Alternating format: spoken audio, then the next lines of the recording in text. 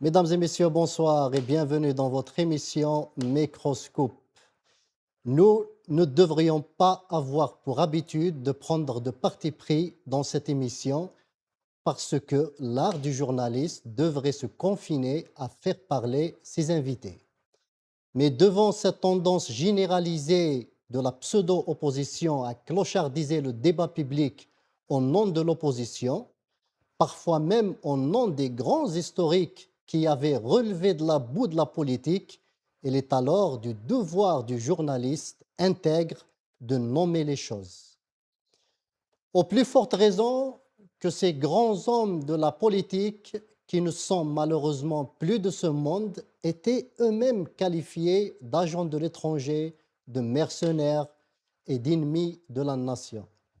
Aujourd'hui, ce sont ceux qui leur ont succédé à la tête de ces partis de l'opposition qui montrent du doigt les Algériennes et les Algériens qui n'ont plus d'autre choix ni d'autre liberté que de boycotter cette farce électorale de traîtres, d'agents de l'étranger, de mercenaires et d'ennemis de la nation.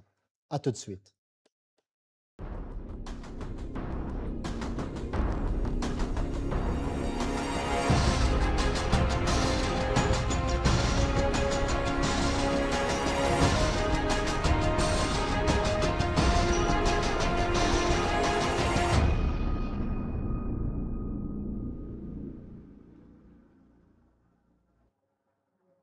Pour en parler ce soir, j'ai l'honneur et le plaisir de recevoir Aïssa Rahmoun, avocat et défenseur des droits humains. Aïssa Rahmoun, bonsoir et merci d'avoir accepté notre invitation.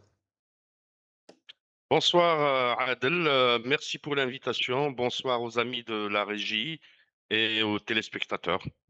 Merci. En attendant d'être rejoint par Monsieur Rachid Arabi, lui qui est ancien sénateur et cadre du RCD. Aïssa Rahmoun, vous l'aurez compris dans mon introduction, le débat des élections législatives aujourd'hui vire à la dérive totale.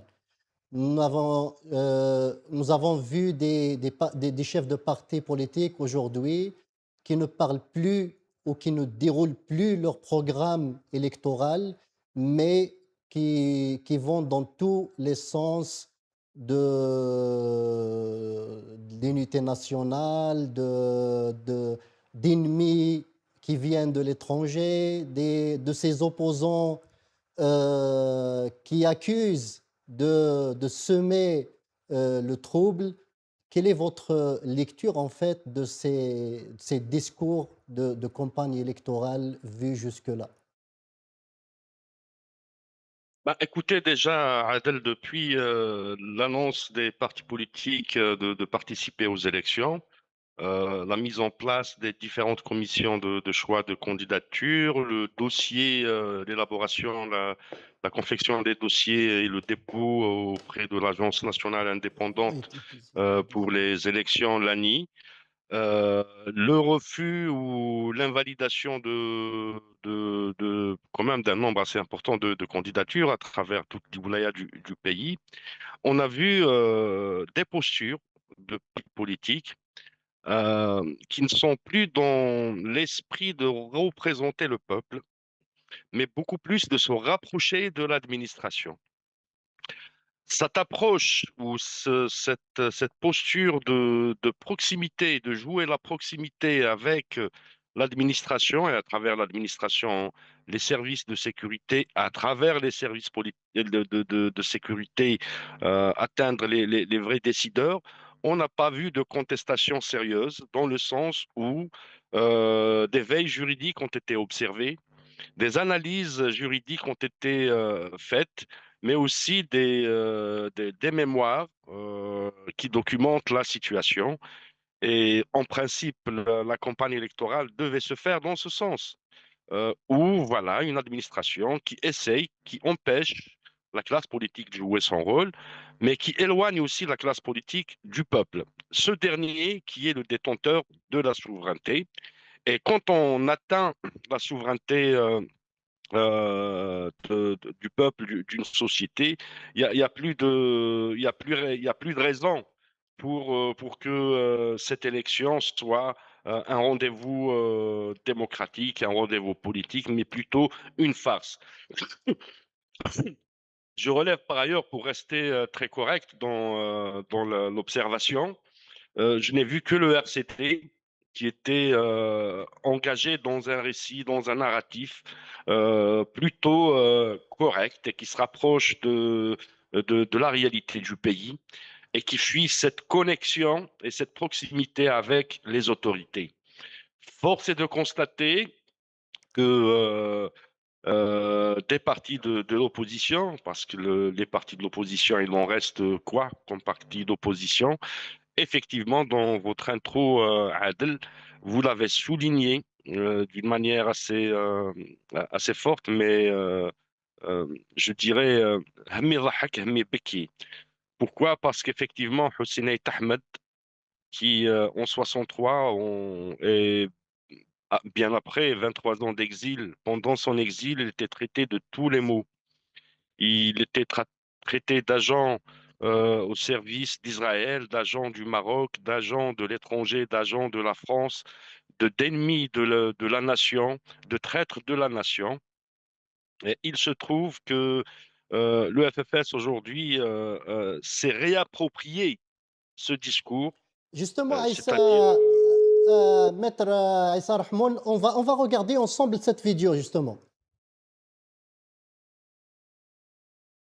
اشخاص او من الدوائر اللي تروج واللي تشجع على العزوف السياسي والانتخابي. اولا النوع الاول وهو اخطرهم هما الناس اللي يزرعوا اليأس والناس اللي يحاولوا من خلال العزوف انهم يضربوا استقرار الجزائر وحدتها وزعزعة سيادتها. هذو الناس في كثير من الأحيان هما تابعين لمخابر أجنبية ولأجندات هما ما همش أصلا متحكمين فيها.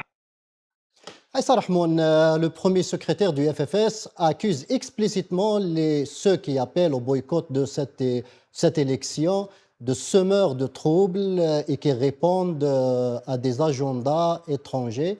Est-ce que Hussein Ahmed était un agent de l'étranger lorsqu'il appelait au boycott des élections? Non, pas du tout. Ahmed, c'est autre chose. C'est une personne d'une autre envergure. Et dommage que ce parti arrive à cette situation aujourd'hui. Je vous rappelle aussi, lors d'une des déclarations, d'un rapport d'Amnesty International, le même premier secrétaire national du FFS avait critiqué sévèrement Amnesty International, puisque ça, les organisations des droits de l'homme internationales, sachant que Hussein Ahmed était l'un des amis, l'un des conseillers, l'un des amis très proches de tous les militants des droits humains à travers le monde, que ce soit au niveau de l'IFDH, d'Amnesty, Human Rights Watch et autres, et j'en passe, et j'en passe, et j'en passe. Et ça démontre réellement la trahison de l'esprit, de l'engagement, de la philosophie, de la culture, de la formation de Hussein Ahmed. Aujourd'hui, il vient de démontrer avec ce genre de déclaration que je regrette qu'il est un agent qui, avec ces déclarations, c'est un agent qui appelle au boycott. C'est avec ces déclarations, il incite les citoyens à boycotter davantage et d'une manière assez exprimée ces élections, cette farce électorale effectivement et cette honte électorale. Parce que pour une classe politique comme la nôtre, qui se font, j'allais dire, oui, flageller oui, par l'ANI, par l'administration. Et eux, ils s'autoflagellent. Ils sont dans une opération d'autoflagellation. Mais c'est incroyable ce qui arrive à la classe politique. Et on voit dans la campagne qu'ils promettent la réalisation des logements, la construction de routes, la construction de barrages, etc., etc. Ce n'est pas le mandat d'un député. Ce n'est pas la fonction d'un député.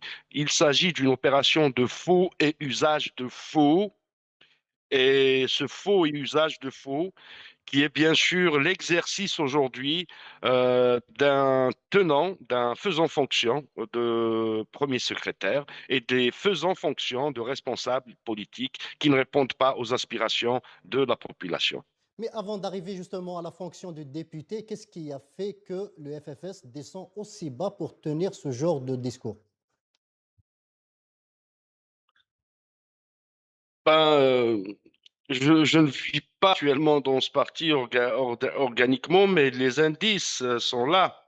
Et ça n'a pas commencé lors de cette campagne électorale pour les législatives, mais bien avant. Au lendemain de l'élection d'Abdelmajid Tebboune, au lendemain de son élection, donc une série de consultations était initiée par la présidence. C'est bien d'aller discuter, d'essayer de trouver des solutions parce que une certaine classe politique, dès lors, croyait que Abdelmajid Tebboune allait être un homme de transition dans le sens où nous allons passer d'un état de dilapidation de l'Aïsaba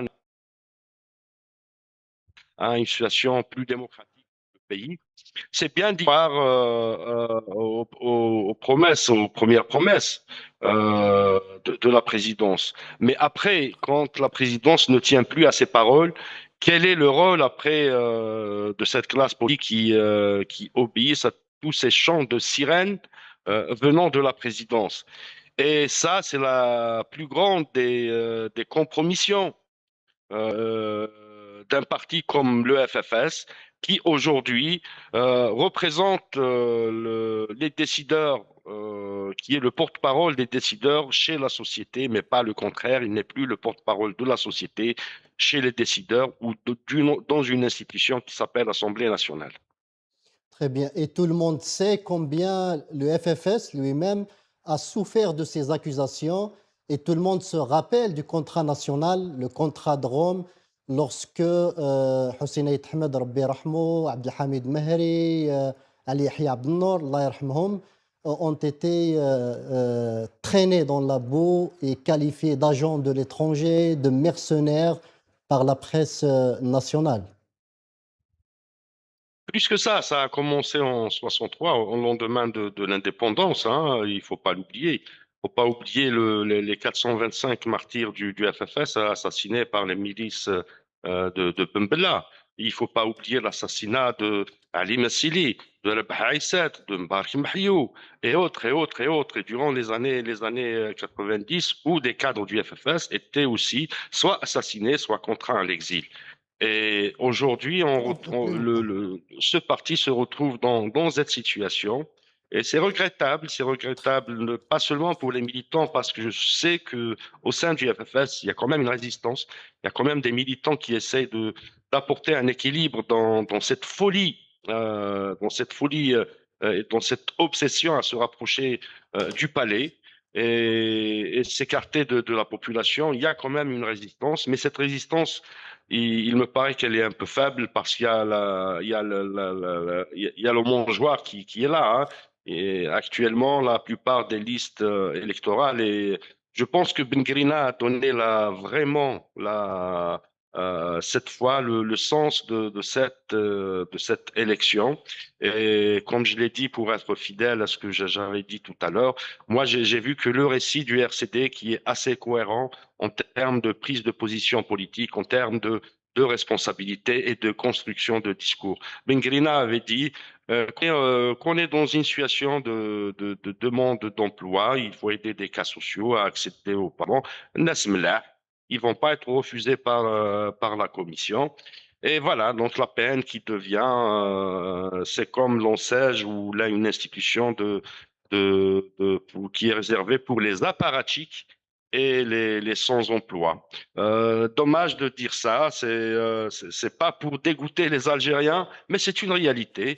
Je tiens à la triptyque de Alim Sili, de voir de vérité, de voir de lucidité et devoir de rendre des comptes. Ça, c'est important, tout en disant, Alim Cizé, qu'il faut raconter la vérité, notre vie d'une manière vraie et ce, de tous les jours. Donc, les Algériens, il faut leur dire la vérité. Et de toute façon, pas les partis politiques qui vont dire la vérité. Les Algériens, ils vivent leur vérité et les partis, ils sont dans une autre logique, dans une autre vérité. Merci, Maître Issa Rahmoun. Reste avec nous. Nous venons d'être rejoints par Rachid Arabi. Rachid Arabi, ancien sénateur du RCD et cadre de ce même parti. Rachid Arabi, bonsoir et merci d'avoir accepté notre invitation. Bonsoir, c'est moi qui vous remercie. Donc, je profite pour saluer tous les compatriotes qui nous écoutent en ce moment. Merci. Monsieur Arabi, vous êtes investi pleinement dans cette campagne électorale puisque votre parti, le RCD, y participe. Est-ce que vous pouvez nous décrire un petit peu le climat qui règne en ce moment? Vous savez, j'ai vécu beaucoup de campagnes électorales, donc depuis le début du multipartisme. Cette campagne électorale a la particularité, déjà le moment est mal choisi avec donc nous sommes au début de l'été, il y avait la première semaine c'était le bac, il y a la Coupe du Monde quand même, mais ces deux derniers jours, les citoyens s'intéressent, donc là où nous sommes passés, les citoyens nous accueillent, ils ont envie de discuter. Ne serait-ce que ce matin, on était à l'Arbaït Nethirethen avec notre président, donc Athman Mazouz. On a fait une virée dans la ville, on a été bien accueillis par les citoyens de l'Arbaït Nethirethen. Il faut dire que nous avons choisi l'Arbaït Nethirethen, ce n'est pas par hasard. Nous avons fait un meeting là-bas avec la présence notamment des familles des prisonniers de l'Arbaït Nethirethen. Le RCD a été l'un des rares partis politiques à avoir pris cette possibilité, cette initiative de demander à ce que justice soit faite à l'Arbaït Nethirethen pour Jamal Ben Smaïl, mais il ne faudrait pas aussi que ce soit des innocents qui payent le prix. Il y avait même la présence de maires de détenus et nous avons ensemble discuté et nous avons promis si le RCD, donc les députés du RCD qui seront élus, ils vont prendre à cœur ce problème. Donc la campagne électorale, pour nous, elle se déroule bien pour l'instant. Elle monte crescendo en intensité. Voilà. Monsieur Arabi, Maître Issa Rahmoun vient de dire que le RCD reste fidèle à son discours politique, notamment en cette campagne électorale.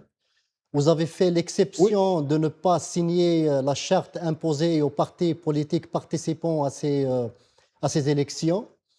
Et aujourd'hui, en pleine campagne électorale, vous faites aussi l'exception de dérouler votre programme et non pas le programme des autres ou des généralités sur la stabilité du pays ou les menaces extérieures.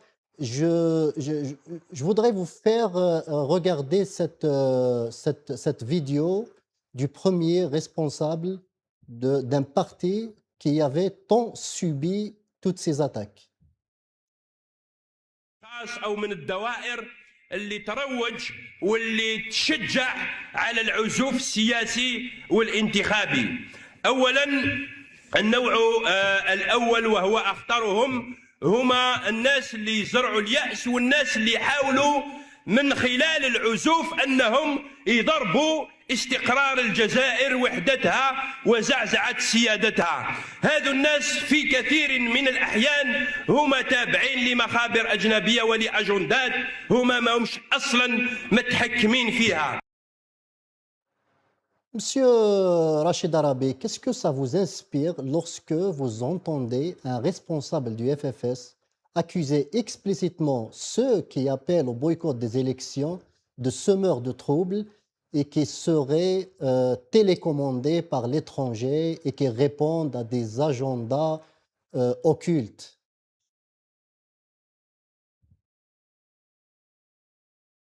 de commenter les propos, les discours des autres partis politiques.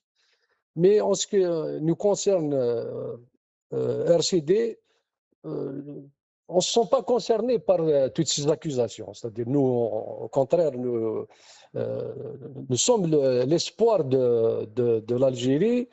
En ce qui concerne le boycott des élections, le RCD n'a pas pour habitude de boycotter les élections. On l'a fait quand les citoyens lui-même n'étaient pas prêts à aller aux élections. D'ailleurs, la preuve, à chaque fois qu'on a boycotté une élection, il n'y a pas eu la participation des citoyens. À quoi ça sert d'aller à des élections où le citoyen lui-même ne participe pas? Quant à cette histoire d'être télécommandé par la main étrangère, je pense que c'était l'apanage du pouvoir, cette façon de faire, d'accuser à chaque fois qu'un citoyen parle librement, s'exprime librement.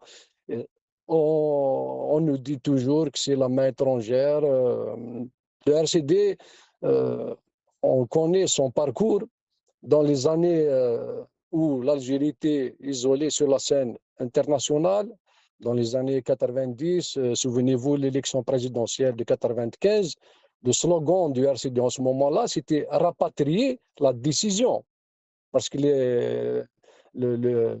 les instances en Algérie, il n'y avait pas d'instance légitime.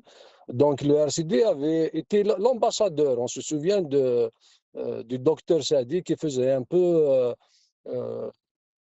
il était un peu dans l'étranger où il essayait de faire adhérer les pays étrangers à la cause algérienne, parce qu'en ce moment-là, l'islamisme était sur la scène internationale, était bien puissant.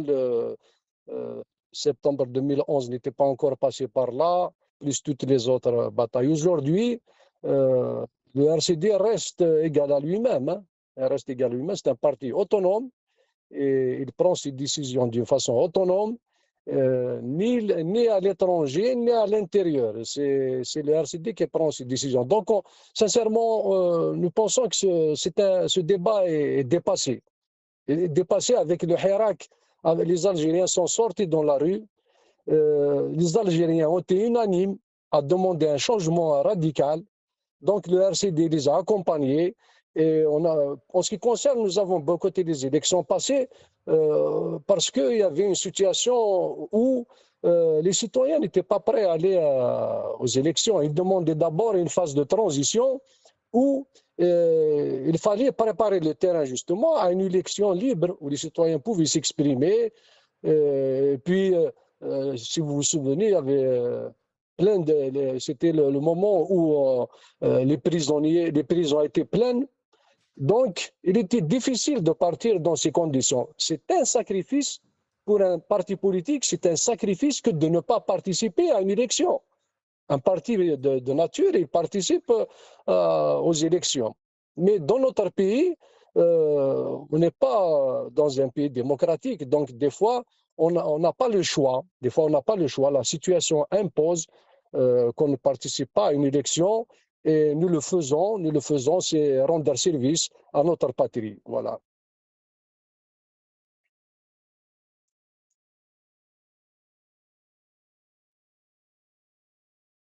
Répondre à des agendas étrangers.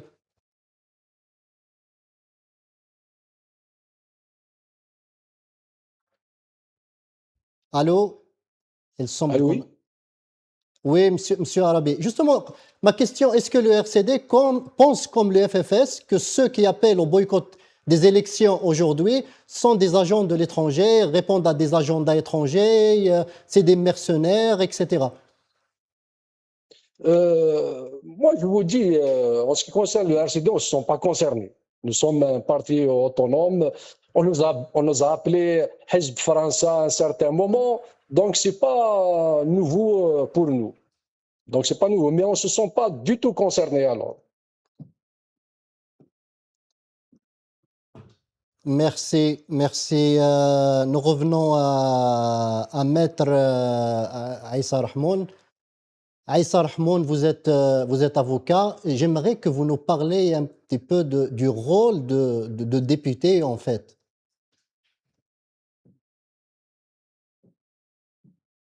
Ben, dans le rôle du député dans un pays où il y a la consécration de la séparation des pouvoirs, où c'est dans un pays de droit tout court, où la démocratie est un mécanisme d'accès au pouvoir, de maintien au pouvoir, mais aussi de sanctions euh, où le peuple sanctionne les élus par rapport à un mandat, par rapport à des promesses non tenues, par rapport à des positions politiques, à des orientations économiques, sociales, culturelles, etc. Le rôle du député est de légiférer. Le rôle du député est de contrôler l'exécutif. Le rôle du député est de contrôler les ministres dans les projets de loi, les critiquer, apporter des mentions de censure, débattre les projets de loi, mais aussi proposer, faire des propositions de loi. Et ça, c'est un rôle politique et juridique à la fois, mais aussi un rôle de contrôle très important, en créant des commissions d'enquête, des commissions d'observation, encourageant la société civile. Quand on voit dans le Parlement européen ou dans les parlements étrangers, y compris les parlements du sud de la Méditerranée, dans la région du Maghreb et même du Machrek, les députés assurent ce rôle non seulement de représentation, mais de médiation, en accompagnant les associations, les organisations des droits de l'homme, les syndicats dans leur plaidoyer, en inscrivant dans le bureau de l'APN des points, des revendications qui ont été faites par la société civile. On a vu même des parlementaires créer des associations, des fondations, des organisations qui luttent pour les droits humains, que ce soit sur le plan environnemental, sur le plan de la santé, sur le plan de l'accès au logement, de la protection de l'enfance, etc., etc. Donc vraiment, le député, ce n'est pas seulement le fait de lever sa main ou de dire je vote ou je ne vote pas ou de dénoncer à l'APN.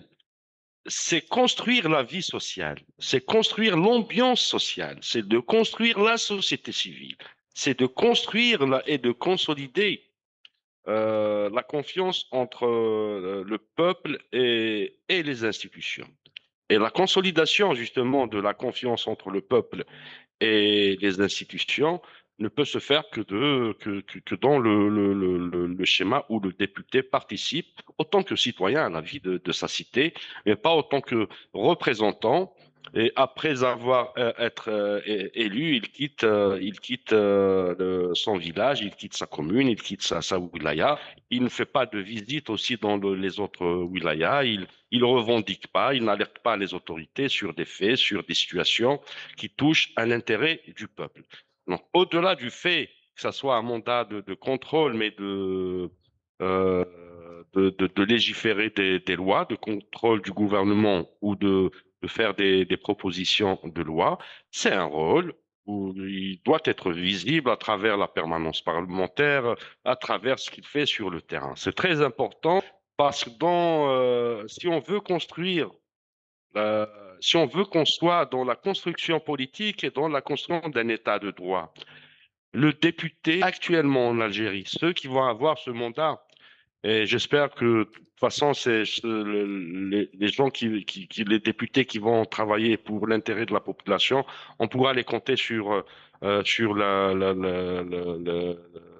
doigts d'une seule main, de toute façon.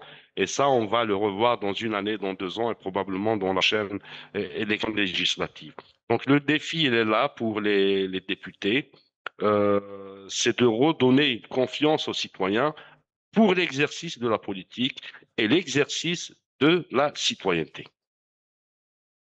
Très bien. Vous dites qu'un député, une fois élu, il quitte son village, il quitte le terrain politique, mais est-ce qu'en fait, c'est le député qui quitte le village et l'exercice politique, ou est-ce que les conditions politiques et la société politique dans laquelle il évolue qui ne lui permet pas justement d'accomplir sa mission pleine de député, de représentant du peuple? Je pense je l'ai déjà dit à l'occasion de l'invalidation des candidatures de différents partis politiques, il y avait une chance qui s'est présentée pour la classe politique. En fin de compte, que l'administration doit cesser ce genre de pratique, mais à travers l'administration, derrière, il y a les services de sécurité qui établissent les rapports et qui excluent des candidats et qui maintiennent des candidats qu'ils veulent. Et là, dans cette opération, ils sont en train d'imposer au peuple des représentants. Et pour partir dans ce parallèle, justement, quand on quitte son village, parce que le Zéro Youssef, c'est à Alger, on n'est pas dans un État fédéral où des parlements régionaux sont consacrés, où aussi les techniques, les moyens technologiques qui permettent à un député d'être dans son village tout en exerçant son mandat de député.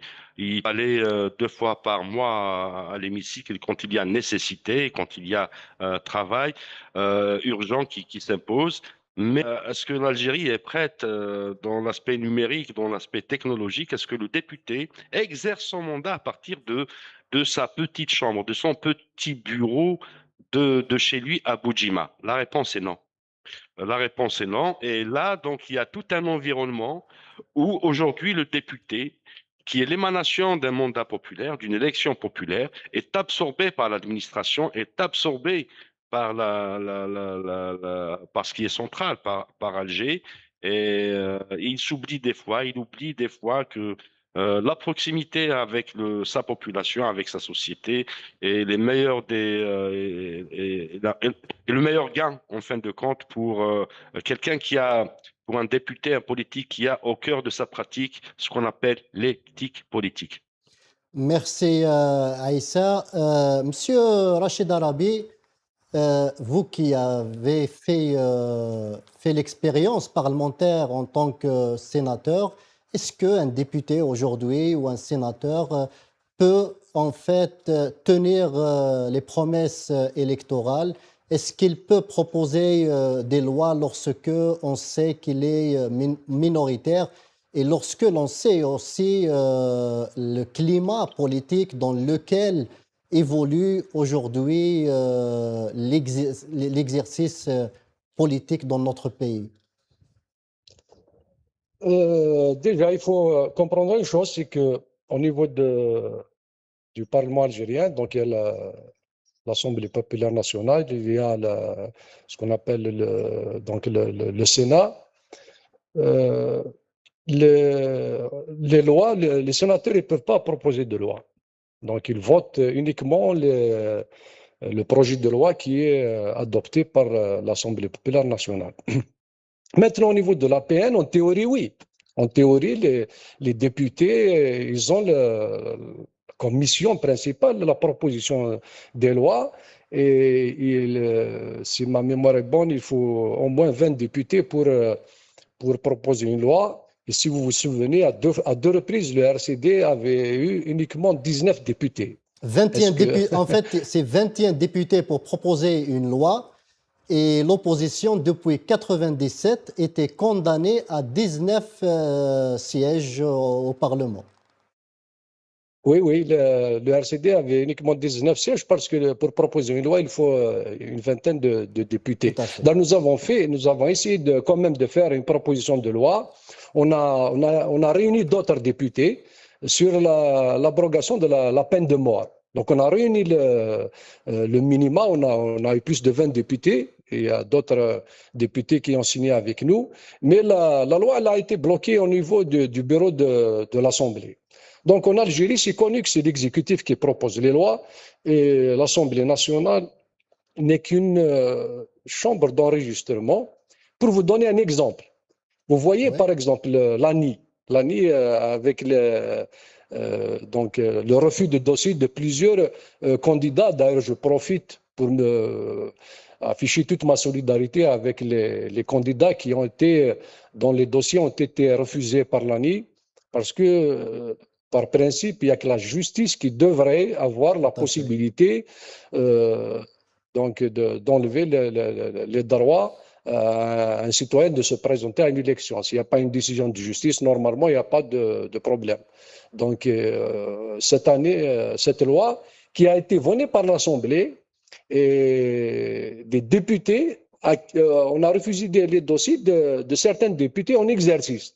D'ailleurs, un député il a eu l'honnêteté de dire je suis mécontent, pas parce que l'ANI a refusé mon dossier, mais parce que j'ai voté cette loi. Donc, vous voyez à peu près, c'est des lois qui sont votées, les députés ne regardent même pas ce qu'il y a dans la loi, et c'est une chambre, beaucoup plus une chambre d'enregistrement. Ceci dit, en tant que, par exemple, j'ai fait un mandat sénateur en 2000, donc j'ai été élu en février 2006. Quand même, vous pouvez faire un travail au niveau de votre localité. Vous pouvez, par exemple, essayer d'avoir des projets. Évidemment, vous devez travailler avec l'exécutif de la wilaya, avec le wali, avec les différents directeurs, mais vous pouvez appuyer, par exemple, des demandes au niveau des ministères. Je vous donne un exemple. Le flanc nord de la wilaya, par exemple, de Tizi Ouzou, n'était pas branché sur le barrage de Takset. Il a fallu que je fasse un travail, donc en collaboration avec, en ce temps-là, le directeur de l'hydraulique, M. Abbas, et M. Louali, donc en ce temps-là, c'était M. Mazouz. Ensemble, j'ai appuyé un dossier qui a été avec M. Sellel, qui était ministre de l'hydraulique, ici M. Ayawihya, qui était chef du gouvernement. Donc, c'est un dossier que j'ai suivi et qui a pu aboutir. Mais ceci, ce n'est pas effectivement la décision du député. Donc, en ce qui concerne les promesses, les candidats qui font des promesses aujourd'hui, ils ne pourront jamais les tenir. Parce que la mission première d'un député, c'est de faire des lois. Donc, c'est de proposer, de voter des lois. Justement, monsieur Arabi, vous dites que le Parlement est une chambre d'enregistrement. Qu'est-ce que vous êtes en train de dire aujourd'hui aux citoyens, parce que vous êtes investi pleinement dans la campagne électorale en faveur du RCD? Qu'est-ce que vous leur dites pour les convaincre de voter pour vos candidats? Pour les convaincre, je leur dis de regarder, de comparer la législature où il y avait la présence du RCD. Vous avez vu les députés du RCD en 2001, quand il y avait le massacre en Kabylie. Vous avez vu comment ils ont mis au défi le ministre de l'Intérieur en ce temps-là. Vous avez vu les députés du RCD quand ils ont mis en difficulté le chef du gouvernement en ce temps-là, Yahya, avec les 1000 milliards dépensés. Et comparer un peu à cette dernière assemblée, je défie des fois, les citoyens ne connaissent même pas le nom de leurs députés. Donc, la présence des députés RCD au niveau de l'Assemblée, on ne va pas mentir aux gens. On ne va pas changer, on ne pourra pas voter des lois en ce qui nous concerne, parce que pour faire passer des lois, il faut être majoritaire. Mais notre présence, en termes par exemple de contrôle du gouvernement, nous serons très présents, nous allons interpeller le gouvernement sur des sujets actuellement, des sujets que les autres députés ne peuvent pas porter. Nous pourrons intervenir sur des sujets qui dérangent en quelque sorte le gouvernement, nous pourrons les interpeller et c'est très important pour, en ce qui concerne non seulement la Kabylie, mais l'Algérie entière. Merci, Monsieur Rachid Arabi. Aïssa Rahmoun, donc, Monsieur Arabi dit dire aux électeurs de comparer la législature actuelle et celle où le RCD, par exemple, a été représenté. Je rappelle que cette assemblée, c'est-à-dire l'assemblée sortante, a voté la loi sur la déchéance de la nationalité, la loi sur la mobilisation générale, beaucoup de lois que les observateurs ont qualifiées de liberticides et scélérates. On va regarder ensemble cette vidéo et revenir vers vous. بنتكلم عن دور المجلس الشعبي الوطني اللي هو مؤسسة أساسية وذات أهمية بالنسبة للدولة. هذا المجلس الذي يشرع القوانين، يعني يقترح، يعدل، يناقش ويلغي بالنسبة للترسانة القانونية. هذا المجلس الذي له الصلاحيات لمتابعة برامج الحكومة في التطبيق. إذا أنا علاش نتكلم هكذا أيها الإخوة؟ شوف، الجزائر في حاجة إلى رجال ونساء ليتحملوا المسؤولية فعلا. Maître Aïssa Rahman, est-ce que le Parlement aujourd'hui ou celui qui va venir pourrait contrôler la gestion du gouvernement, les décisions du gouvernement ou des lois qui peuvent être anticonstitutionnelles, par exemple, comme la déchéance de nationalité pour les opposants politiques?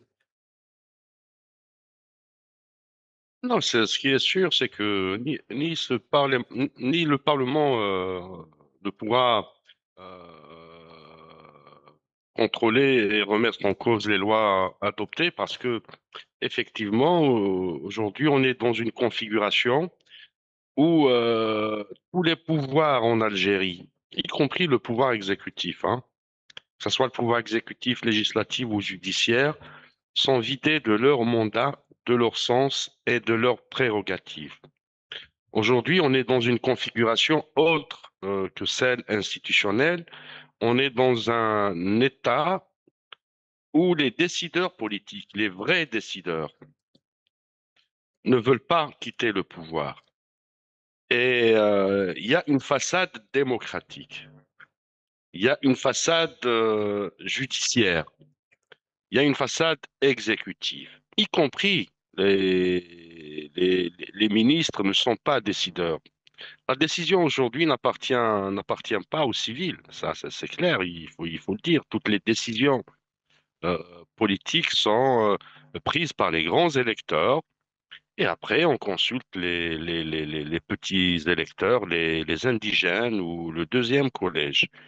Euh, donc, à travers cela, et on va prendre beaucoup de mécanismes, hein, beaucoup de mécanismes qui sont aujourd'hui dans la Constitution, qui servent de socle constitutionnel, à savoir le Conseil des droits de l'homme, par exemple. Et là, je vais par la suite revenir au mandat législatif.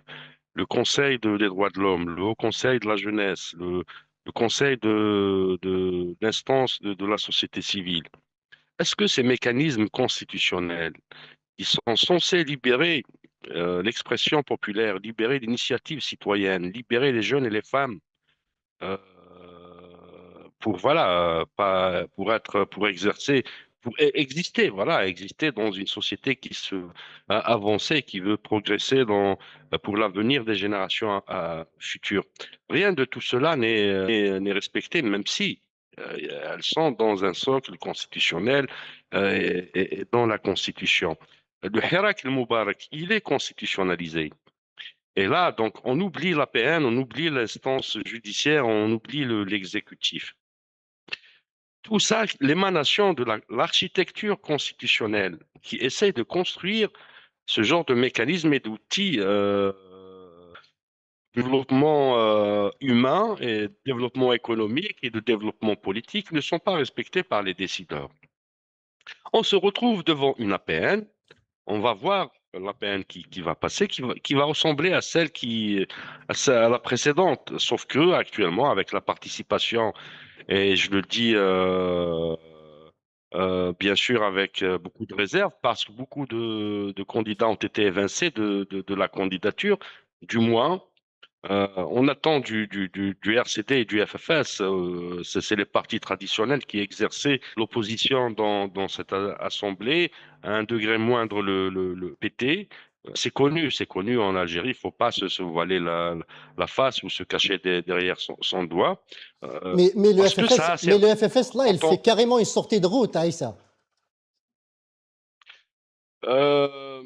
Est-ce que ce dérapage est un dérapage contrôlé ou pas? Je n'ose pas dire.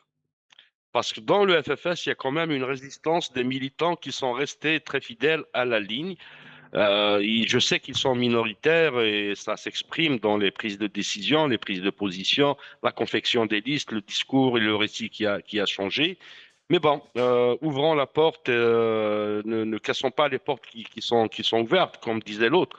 Mais par contre, ce que je voulais rebondir sur l'exercice de la mandature depuis 97 pratiquement, où on a vu la mandature des trois partis politiques que j'ai cités, à savoir FFS, RCD et PT.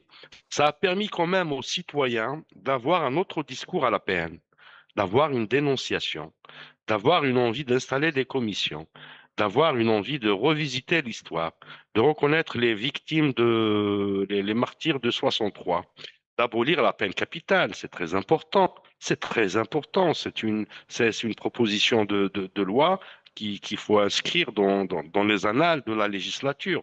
Parce que dans un pays comme le nôtre, où l'islam est religion d'État, quoique l'État n'a pas de religion, c'est l'individu qui a une religion, demander l'abolition de la peine capitale est une initiative très importante.